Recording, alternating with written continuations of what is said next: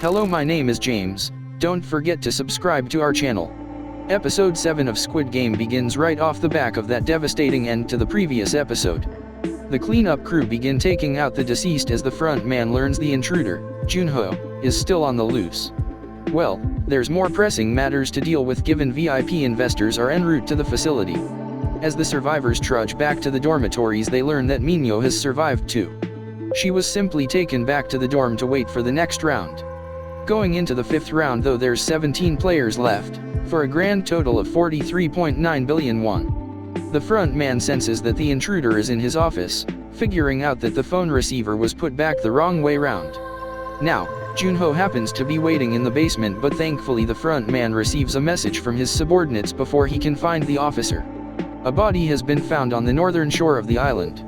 It's the dead body of the staff member from before, but Joon-Ho's police ID seems to be enough to convince the front man that he's the intruder. The VIP guests arrive, complete with masks, and are invited into the building. The host has urgent business to attend to, so it falls to the front man to greet them.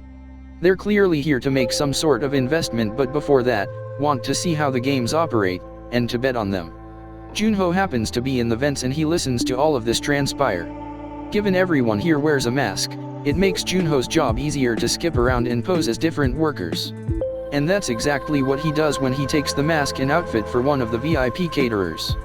Player 69 hangs himself just before the start of the 5th game, following the death of his partner in the previous round. This evens everything up going into this next challenge. The VIP guests get settled in while the remaining players prepare for the penultimate game. First up, each player is told to choose a mannequin and put on the corresponding vest they're wearing.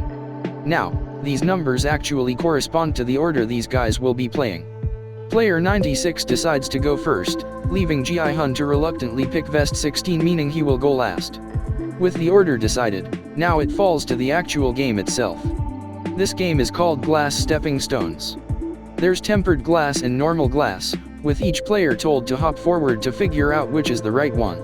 As one may expect, normal glass will just break under the weight of one person while tempered will hold you up.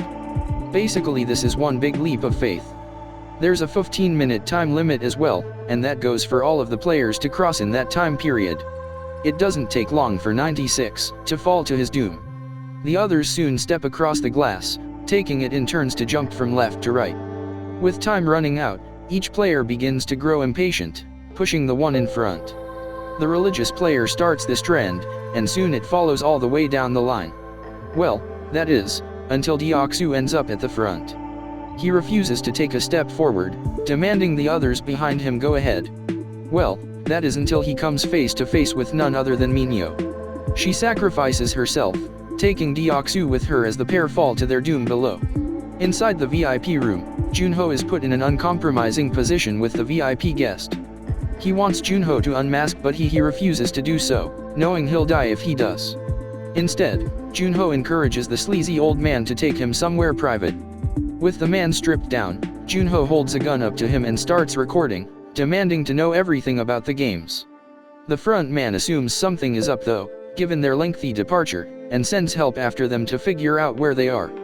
Player 13 figures out the difference between the glass and seems to have known since the very beginning. In fact, he once had a job as a glass manufacturer, which the different VIP guests soon learn of.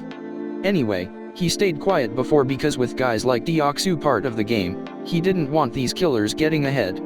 The front man and the VIPs figure out this advantage, and with only one panel left, shut all the lights off. It's going to come down to a leap of faith. Or, more specifically, Sang-woo showing his true colors and pushing the man forward to his doom. Thankfully, Sae By-eok and Ji-hun all make it to safety. And just in time, as shards of glass fly through the air like confetti. With the game over, the VIPs delighted, and Joon-Ho on the move. The final scene of the episode sees Joon-Ho out away from the island, deep in the water. Unfortunately, the front man and his goons are in hot pursuit and aboard a boat.